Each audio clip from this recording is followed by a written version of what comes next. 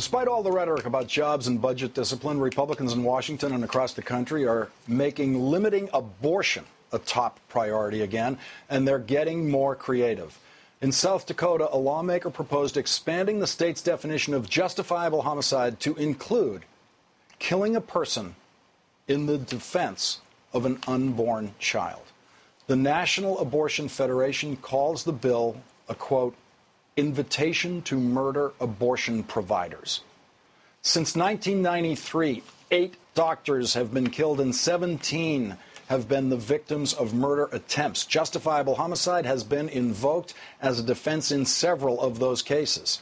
In the U.S. Congress, meanwhile, several new provisions seek to limit abortion on the federal level. They include allowing hospitals to refuse to perform an abortion on a woman, even if she'll die without it, prohibiting Americans who received insurance through state exchanges from buying abortion coverage, even with their own money, eliminating tax breaks for businesses who provide health plans that include abortion services, and attempting to change the definition of rape in order to limit the use of federal money for abortions in the case of rape or incest. MoveOn.org released this ad today. Only decades ago, women suffered through horrifying back alley abortions, or they used dangerous methods when they had no other recourse. So when the Republican Party launched an all-out assault on women's health, pushing bills to limit access to vital services, we had to ask, why is the GOP trying to send women back to the back alley? Joining me now is Lisa Edelstein, star of the TV show House, who appears in the Move On ad. Lisa, thank you very much for joining me tonight. Thank you for having me. Lisa, in South Dakota, they have to fly in a doctor once a week because the state actually has no abortion providers. That is a world, South Dakota is a world much like the old 1950s world that you're depicting in that commercial. Do you get the feeling that people on each coast know how bad it can be out there in places like South Dakota? No, I don't think people realize. When you say they fly in a doctor, it's Planned Parenthood that's flying in the doctor. Planned Parenthood also offers underprivileged and low-income women most of the reproductive health care that they get. So this attack on Planned Parenthood, in addition to all the other changes that Congress is trying to push forward, is really frightening.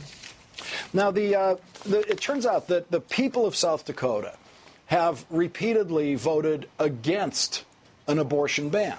And there are politicians there who say, for example, that this is just an attempt to get around the will of the people of South Dakota, who've expressed themselves very clearly. Yes, and the same thing is happening in Congress, where instead of attacking Roe v. Wade directly, they're trying to change little pieces of the law in order to make abortion not illegal, but impossible to attain. That's even if the woman would die without it.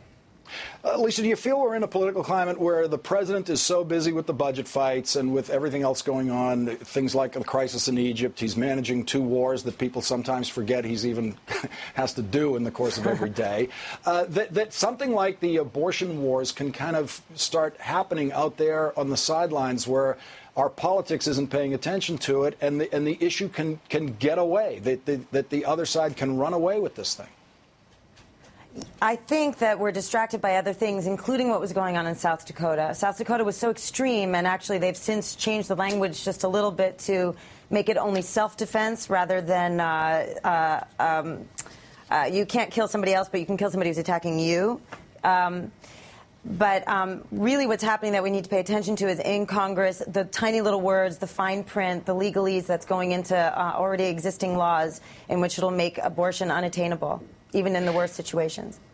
Lisa, this is one of those art and life questions. Does working on a medical show like House bring you even closer to a subject like this, access to medical procedure, that sensitivity that you'd have anyway, but being with these scripts, these great scripts that my pals on the writing staff there are giving you every week, does that somehow actually even raise your alertness level to these things even higher?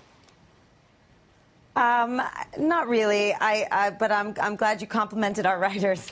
What it does do is give me a microphone in my face where I can actually speak up. Really, this particular issue is important to me because I'm a woman, and because I was born into a world where I had the right to choose, and I don't want to lose that right. And did MoveOn.org approach you for this commercial? How did this particular commercial come about? When everything came up with Congress, they were trying to figure out what to do, how to draw attention to it, and I happened to be on a walk with two of the people from MoveOn.org, and so I immediately was cast. Yes. It was the easiest casting I ever had. That was one of your easier casting moments, it sounds like. Yeah. Actress and activist Lisa Edelstein, thank you very much for joining us tonight. Thank I really you. appreciate you sneaking away from the house set to do this for us. Thank you, Lisa. Bye.